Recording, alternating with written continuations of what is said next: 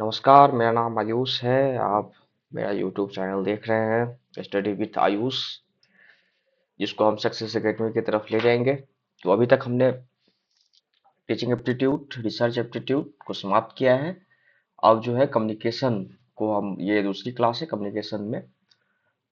बस मेरा सिंपल सा ऑब्जेक्टिव है वीडियो बनाने का कि यूजीसी नेट जो आगामी एग्जाम होने वाला है जून में, तो उसके जो फर्स्ट पेपर के जो यूनिट्स हैं, सब यूनिट्स हैं, उसको कवर किया जाए और आपको एक अच्छा कंटेंट मिले, आपको एक अच्छा मार्गदर्शन मिले, जिससे कि आप फर्स्ट पेपर में 40 के आसपास प्रश्न सही करके आए और जिससे कि आपकी रिजल्ट जो है बहुत इम्प्रूव हो। जेआरएफ के लिए फर्स्ट पेपर बहुत महत्वपूर्ण है, इसलिए ये प्रयास किया जा रहा है। मैं अपने बारे में बताऊं, मैंने इस एग्जाम को कई बार परीक्षा निकाली है। मैं अभी वर्तमान में सेंट्रल यूनिवर्सिटी पंजाब से पीएचडी कर रहा हूं और समय निकाल के, जो भी समय बच पाता है उसको निकाल के आपके सामने लेके आता हूँ इन सारी चीज़ों को। तो आपका सपोर्ट जरूरी है, बाकी हम प्रयास कर रहे हैं। और एक चीज़ और, कि ये सारा कंटेंट जो है वो झारखंड की जो एग्जाम होने वाली है, झारखंड एलिजिबिलिटी टेस्ट जेट, और संभावित जो बिहार में एग्जाम होने वाली है बेट, वो सारे के लिए बहुत महत्वपूर्ण नोट्स हो सकता है ये।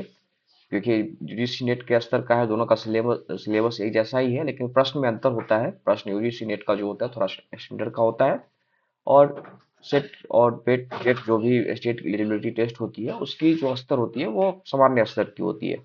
तो अगर आप नेट के स्तर को पढ़ते हैं, समझते हैं, तो वो भी आराम से हो जाएगा, अच्छा नंबर आ जाएगा उसमें। तो कल की क्लास में हमने कम्युनिकेशन के कॉन्टेक्स्ट को देखा था, नेचर को देखा था। अब जो है आगे धीरे धीरे हम बढ़ते जा रहे हैं। संभवतः 5-6 क्लास में इसको हम समाप्त कर देंगे, है ना। तो अब जो है कम्युनिकेशन प्रोसेस को देखते हैं कि ये तो शायद हो जा नहीं, कम्युनिकेशन प्रोसेस को देखते हैं। ये कम्युनिकेशन प्रोसेस है क्या, है ना, ये जो प्रक्रिया है वो क्या है। सब कुछ हिंदी मीडियम में मिलेगा आपको, कहीं जाने की जरूरत नहीं है। टेलीग्राम में जुड़ जाएंगे, नोट्स भी मिलेगा समय से। और ये मतलब चूंकि कई किताबों को रेफरेंस दे, मतलब रेफरेंस लेके नोट्स बनाया गया है, कई पहले जो जितने में नोट्स रहे उसको बना के बनाया गया है। तो एक, मतलब आप समझिए कि सारे सारे कंटेंट को एक जगह लाया गया और आसान से आसान भाषा में, जो कि आपको शैली से पता चल ही रही होगी, पिछले क्लास में आपने देखा होगा, पिछले क्लास में। तो इस तरीके का है। बाकी हम चलते हैं। तो संचार की जो प्रोसेस है वो क्या है ना। तो इसमें हमने पहले भी देखा है कि ये एक सतत प्रक्रिया है। सतत मतलब क्या होता है, और गतिशील प्रक्रिया है, निरंतर चलने वाला प्रक्रिया है, जिसमें गति होती है। ऐसा नहीं है कि मतलब कम्युनिकेशन जो है वो आज की ही प्रक्रिया है, पहले नहीं हुई थी, या आज में भी जब सोशल मीडिया आया तब तब जो है वो इस तरह की इस तरह की चीजें हुई। लेकिन पहले से भी, मतलब जब से मानव सभ्यता का इतिहास रहा है, तब से जो है ये प्रक्रिया हुई है। तो इस पे हम पहले भी डिस्कस कर चुके हैं, तो आगे हम समय ज्यादा बर्बाद नहीं लेते हैं अपना, है ना। अब देखिए, रात में होता था क्या कि रात में वीडियो नहीं बन पाती थी, क्योंकि लाइब्रेरी से लेट आता था, फिर आलस, कई तरह की चीजें होती थी, थका होता था। तो मैं सोचा कि अब दिन में जो ही है, सुबह में उठते ही फ्रेश वगैरह हो लिया जाए, फिर उसके बाद वीडियो बना लिया जाए, क्योंकि वीडियो मिलना आप लोगों को जरूरी है। और हमारा भी काम हो जो होता रहेगा, हमारा भी काम बड़ा आसानी से हो जाएगा अगर सुबह में मेरा वीडियो बन जाता है तो। फिर इसमें क्या कह रहा है कि एक व्यक्ति दूसरे व्यक्ति तक संदेश पहुंचाता है और उसकी समझ बनती है। ठीक है, तो यहाँ पे दो चीजें हैं।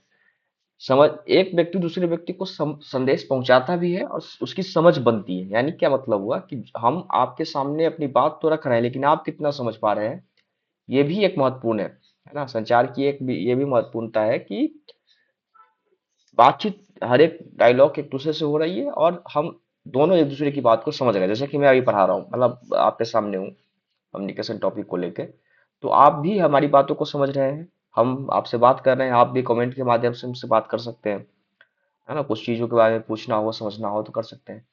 और हम दोनों एक दूसरे की बात को समझ रहे हैं, है ना। तो ये कम्युनिकेशन हुआ, ठीक है। अब जैसे कि अ, कोई जानवर को ले लेते हैं, कुत्ता को। आप कुत्ता को बोलिए खा लो, वो नहीं खाएगा। मतलब एक समानता तो खाने भी लगता है, मतलब जो पेट डॉग होता है वो सब तो बड़ा बात समझता है। लेकिन कुछ ऐसा मान लीजिए ना, जैसे कि गाय को मान लीजिए। हाँ, गाय को जो बोलिएगा वो नहीं करेगा, है ना। तो वही है कि कम्युनिकेशन का मतलब है कि एक दूसरे तक बात पहुंचाना और उसकी समझ भी बनाना। ठीक है, आगे चलते हैं। मुख्य तत्व क्या है ना, एलिमेंट्स क्या है इसके। प्रेषक, प्रेषक हमने पिछली क्लास में चर्चा की थी। प्रेषक जो सेंडर है, जो भेजने वाला है। ठीक है, प्रेस करने वाला मतलब प्रेषक मतलब आप तो उसको याद कर दीजिए, सेंडर। प्रेषक वह व्यक्ति होता है जो संदेश उत्पन्न करता है और उसे प्राप्तकर्ता तक पहुंचाता है। ठीक है, यह संचार का स्रोत होता है और संचार की शुरुआत करता है। स्वाभाविक है, जो प्रेषर होगा वही अ, जो संचार का स्रोत होगा वही इसमें होगा, है ना। मेरे जो ग्रुप्स हैं उससे मैसेज आ रहे हैं, पीएचडी का जो भी है। मैं इसको डिस्कनेक्ट कर देता हूँ।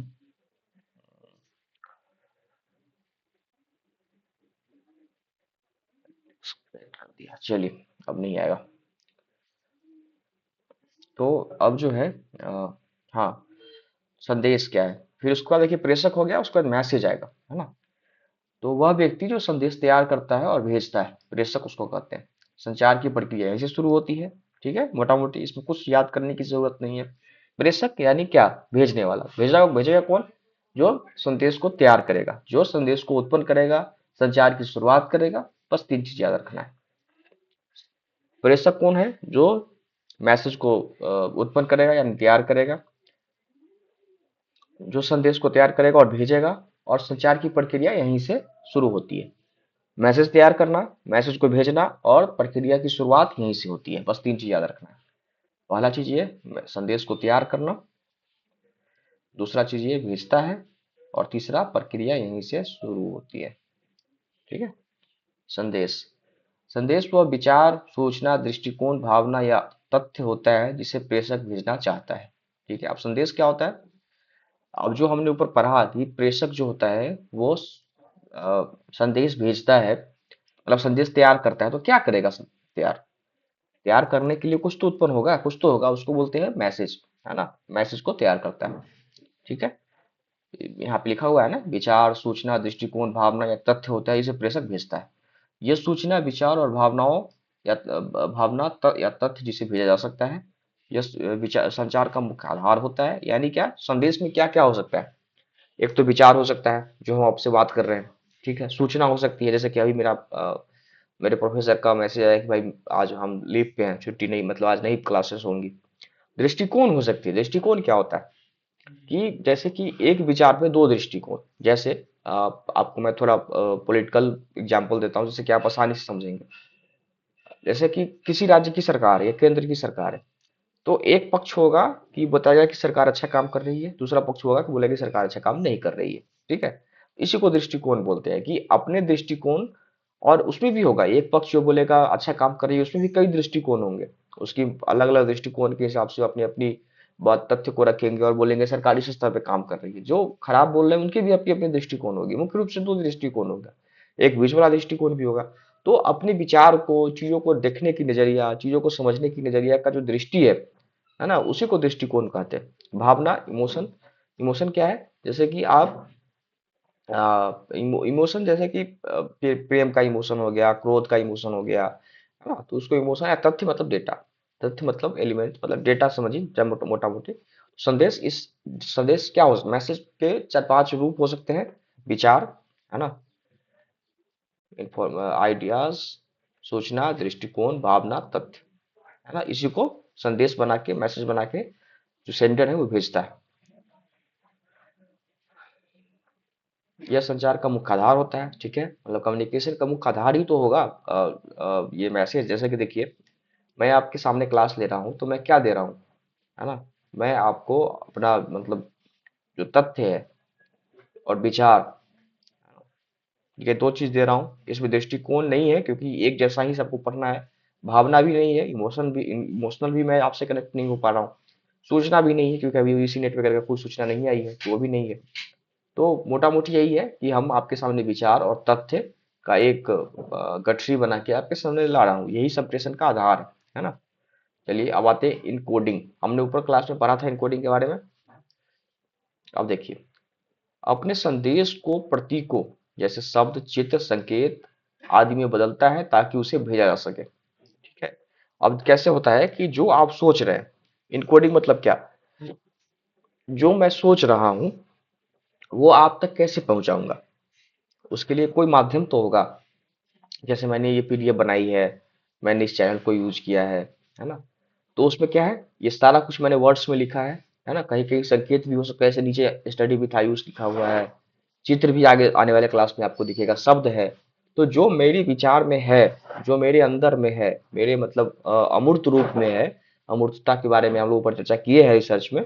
अमूर्त रूप में है, उसको हम सामने कैसे मूर्त रूप में लाएंगे, उसकी जो प्रक्रिया होगी उसी को इनकोडिंग कहा जाएगा। यानी जो मेरे अंदर मस्तिष्क में है, उसको आप तक पहुंचाने के लिए जिन साधनों का इस्तेमाल किया जाएगा, जैसे शब्द हो गया, चित्र हो गया, संकेत हो गया, तो उसी को जो है इनकोडिंग कहा जाएगा। समझ गए मोटा मोटी।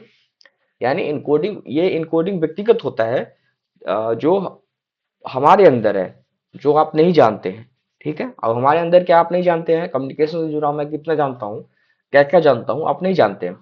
तो जो मेरे अंदर है, उसको अगर मैं अपने व्यक्त करना चाहूँ, अव्यक्त करना चाहूँ आपके सामने, और जिन प्रक्रियाओं को लेके चलूं, उसी को इनकोडिंग कहा जाता है। जिन प्रक्रियाओं से आपके सामने, जैसे कि इसमें लिखा हुआ है, ऐसे कि मैंने पीपीटी बनाई, तो उसमें क्या है, शब्द है, वर्ड्स है, कुछ चित्र भी आगे मिलेंगे आपको, है ना, संकेत भी आगे मिलेंगे कुछ आपको। तो इनकोडिंग का मतलब होता है कि जो हम समझ रहे हैं, जो हमारे अंदर है, वो आप तक हम पहुंचाने की कोशिश करें, और उसके उस पहुंचाने में जिस विधि की यूज किया जाए, है ना, जिस प्रक्रिया का इस्तेमाल किया जाए, उसको इनकोडिंग कहा जाता है। जैसे इसमें लिखा हुआ है, शब्द, चित्र, संकेत आदि कुछ भी हो सकता है ना।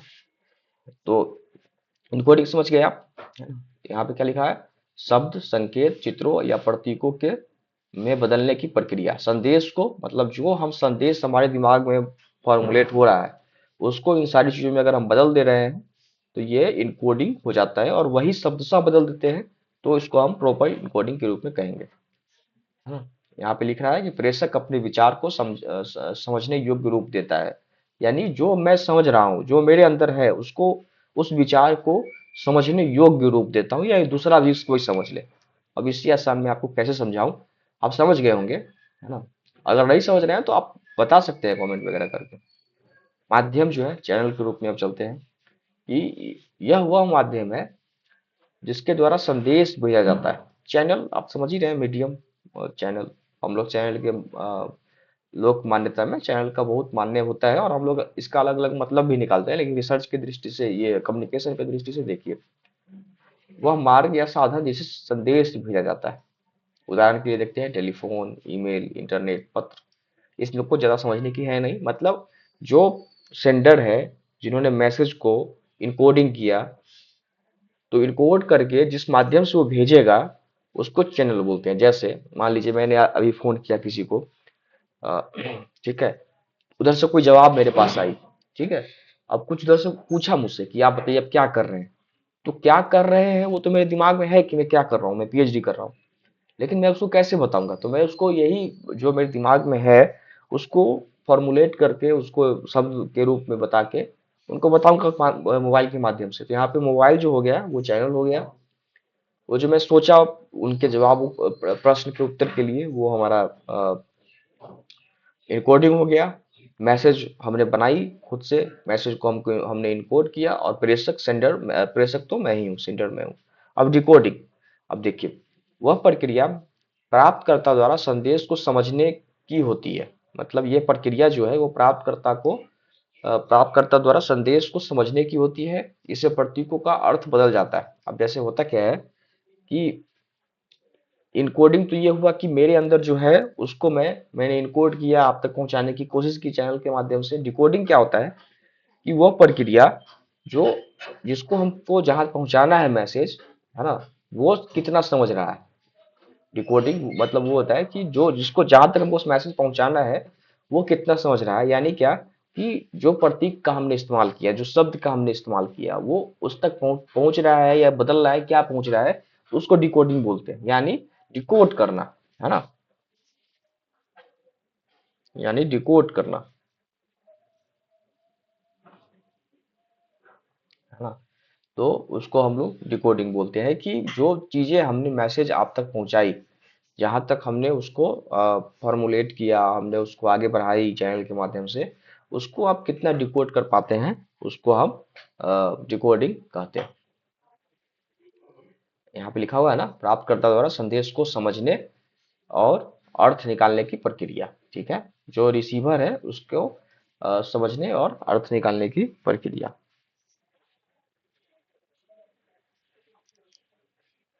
अब चलिए रिसीवर की बात कर लेते हैं। रिसीवर, ठीक है। रिसीवर वह व्यक्ति होता है जिसके लिए संदेश भेजा जाता है, वह संदेश को समझता है और उसके अनुसार प्रतिक्रिया देता है। ठीक है, वह व्यक्ति जिसके लिए संदेश भेजा जाता है, संचार की अंतिम बिंदु। ठीक है, मोटा मोटी इसमें कुछ ज्यादा मुश्किल नहीं होगी। फीडबैक क्या है, अब इसको देख लेते हैं। जब प्राप्तकर्ता यह बताता है कि उसने संदेश समझ लिया है, तो उसे फीडबैक कहते हैं, या नहीं समझा है। संदेश समझ लिया है, या यहाँ पे हम इसको, या नहीं समझा है। नहीं समझा है या कम समझा है ना।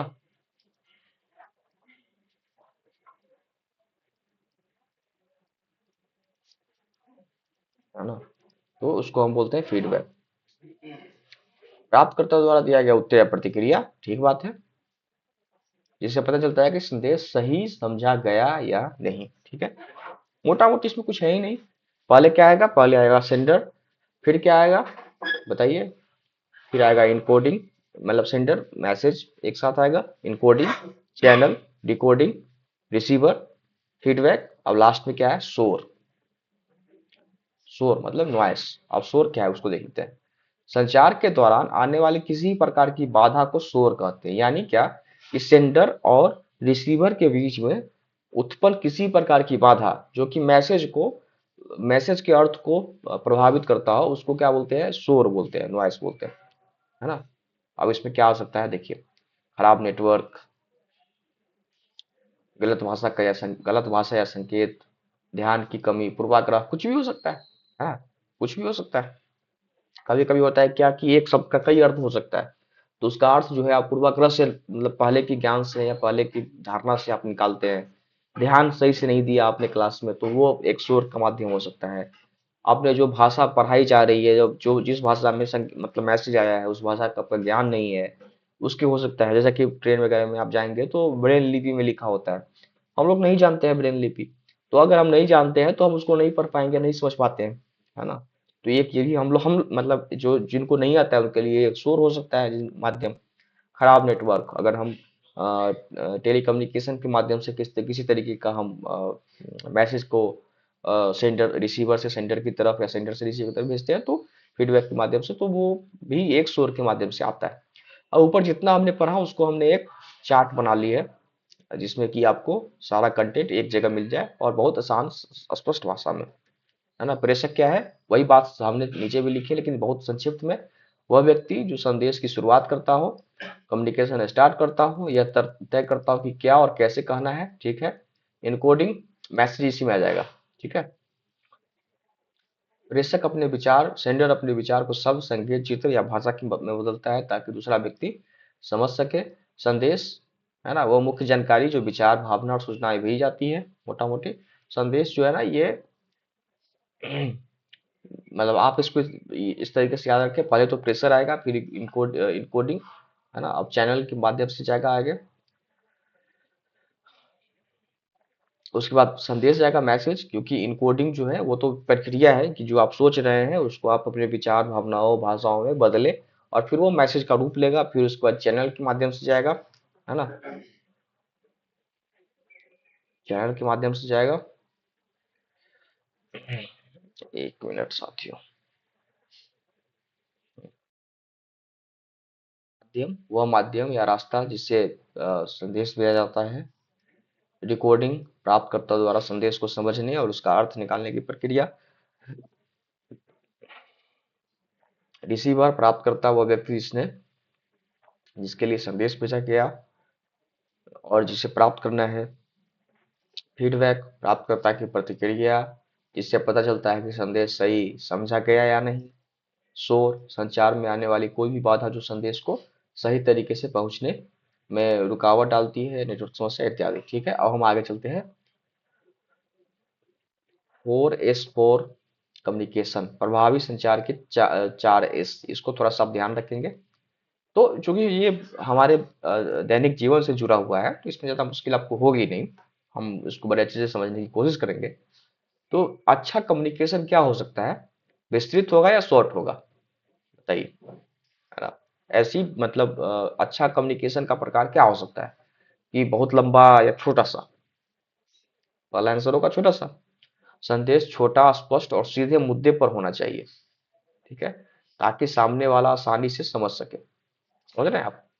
कि मतलब हम जो बात कह रहे हैं उसको बड़े आसानी से सब मतलब एक आठ हम लोग जब डेवलपमेंट सेक्टर में थे तो उसमें बोला जाता है कि आपके पास कितना अच्छा आर्टिकुलेशन का स्किल है, उतना ही आप अच्छा अपनी बातों को रख सकते हैं। यानी क्या, कि आप जो कहना चाह रहे हैं वो ही कहें।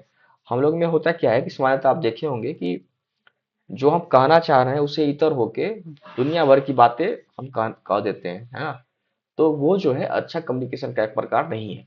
अच्छा कम्युनिकेशन का प्रकार क्या है? शॉर्ट यानी संक्षिप्तता, छोटा, स्पष्ट और सीधे मुद्दे पर हमारी बात होनी चाहिए। ठीक है। सरलता, सिंप्लिसिटी, दूसरा एस। संदेश आसान भाषा और सरल शब्दों में होना चाहिए, इसमें समझने की कोई कठिनाई न हो। ठीक है। स्ट्रेंथ, सशक्ता, संदेश में आत्मविश्वास और प्रभाव होना चाहिए ताकि वह सामने वाले पर असर डाले। ठीक है। सशक्ता मतलब सशक्त। सशक्त समझते हैं ना हम लोग? आप लोगों ने देखा होगा नारी सशक्तिकरण। ठीक है। तो सशक्ति मतलब क्या होता है कि उसको मजबूती देना, है ना? यहाँ पे क्या लिखा हुआ है? संदेश में आत्मविश्वास और प्रभाव, आत्मविश्वास और प्रभाव होना चाहिए ताकि वह सामने वाले पर असर डाले। ठीक है। और क्या है? ईमानदारी, सिंसियरिटी, संदेश सच्चा और ईमानदारी से भरा होना चाहिए जिससे विश्वास पैदा हो। ठीक है। संक्षिप्तता, सिंप्लिसिटी, स्ट्रेंथ और सिंसियरिटी।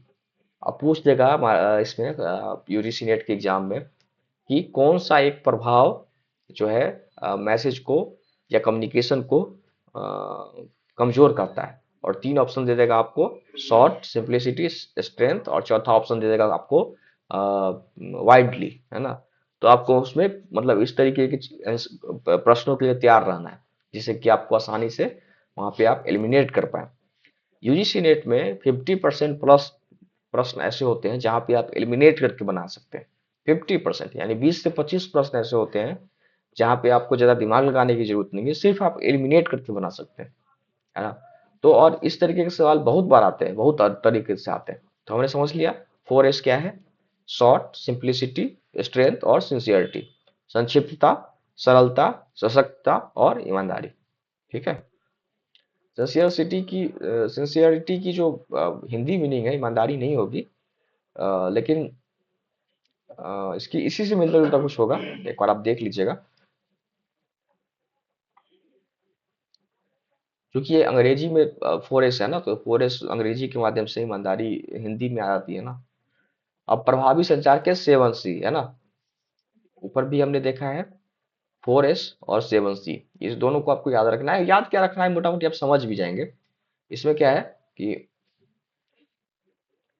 क्लियर मैसेज जो हो, क्लियर होना चाहिए, स्पष्ट होना चाहिए, इससे बिल्कुल साफ समझने योग्य होना चाहिए, सरल शब्दों का उपयोग करें, स्पष्ट उद्देश्य होना चाहिए, है ना? हमने ऊपर देखा संक्षिप्तता, संदेश छोटा और सीधे मुद्दे पर हो, अनावश्यक शब्दों या लंबी बातों से बचें। ठीक है। ठोसता, ठोस यानी कॉन्क्रीट, संदेश स्पष्ट और सटीक हो, तथ्य और उदाहरणों का प्रयोग उपयोग हो ताकि भ्रम न हो। करेक्ट, शुद्धता, है ना? शुद्धता क्या होती है? संदेश सही, त्रुटि रहित और उचित भाषा में होना चाहिए। तथ्य और जानकारी बिल्कुल सही होनी चाहिए। ठीक है। संगता यानी तार्किकता, है ना? संदेश तार्किक क्रम में हो, एक दूसरे से जुड़ा हुआ हो ताकि समझने में आसानी हो। और पूर्णता, कंप्लीटनेस, कंप्लीट, संदेश पूरा होना चाहिए, सभी जरूरी जानकारी दें, आवश्यक हो तो एक्शन का भी संकेत हो, है ना? और विनम्रता, विनम्रता तो होता ही है। हम लोग के यहाँ कहा भी जाता है विद्या ददाति विनम्र।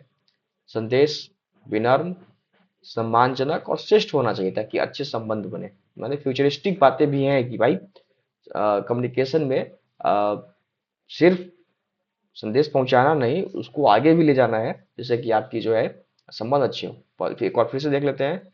सात इसके ये क्या है? अस्पष्टता, संक्षिप्तता, ठोस, शुद्धता, तार्किकता, पूर्णता और विनम्रता। ठीक है, मोटा मोटी इसमें कुछ पढ़ने की जरूरत नहीं है, आगे चलते हैं। अब हम संचार टाइप्स ऑफ कम्युनिकेशन की तरफ चलते हैं और ये क्या है इसको समझने की कोशिश करते हैं। एक मिनट, देखते हैं कितना टाइम हमने अभी तक लिया है। 25 मिनट हुआ है, थोड़ा सा और इसको हम समाप्त करने की कोशिश करेंगे, है ना। हाँ, 10 तक तो खींच ही देंगे क्योंकि चलिए शुरू करते हैं कि अब टाइप्स ऑफ, इससे बड़ा सवाल पूछा जाता है। इसको थोड़ा बड़ा ध्यान से देखिए कि संबंध के आधार पे, बेस्ड ऑन रिलेशनशिप। अब क्या होता है रिलेशनशिप? कि मतलब आप, अब आगे आप समझेंगे कि देखिए, इंट्रापर्सनल, अंतः व्यक्तित्व, व्यक्तित्व, व्यक्तित्व, स्वयं से संवाद, है ना, अंतः व्यक्तित्व। इसको कैसे प्रोनाउंस करेंगे? अंतः व्यक्तित्व, अंतः व्यक्तित्व, है ना, अंतः व्यक्तित्व। तो इंटरपर्सनल क्या है? स्वयं से संवाद, है ना। स्वयं से संवाद का क्या हो गया? खुद से संवाद करना, है ना। कभी कभी हम लोग बैठे होते हैं तो खुद से बातचीत होती रहती है सामान्यतः, तो वो भी एक जो है कम्युनिकेशन हुआ खुद के साथ, उसको क्या बोलते हैं? इंट्रापर्सनल।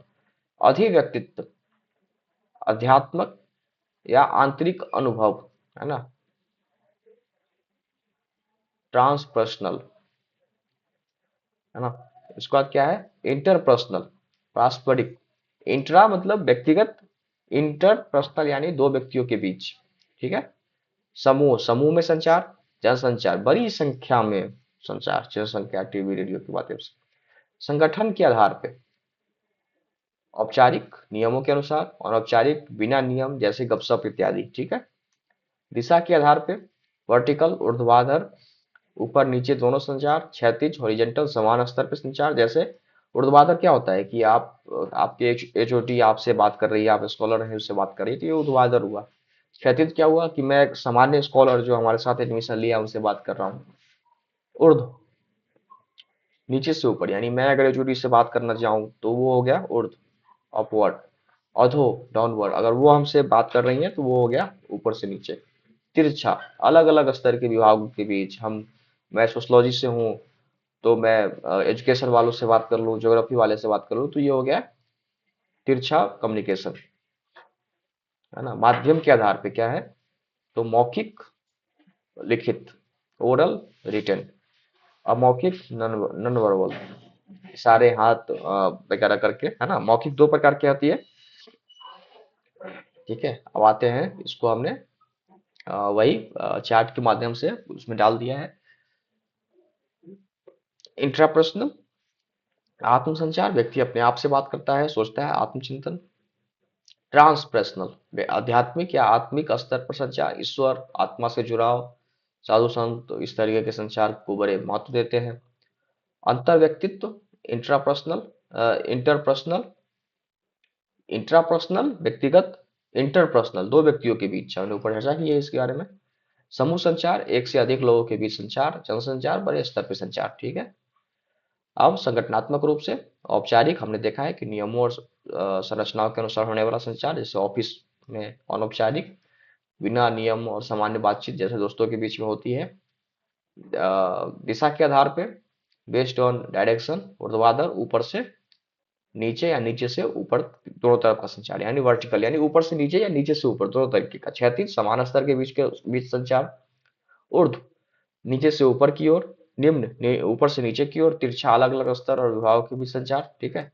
माध्यम के आधार पे, मौखिक, शब्दों के माध्यम से संचार, मौखिक, बोलकर किया गया संचार, लिखित, लिखकर किया गया संचार, अमौखिक, बिना शब्दों के संचार, है ना। तो मोटा मोटी ये है।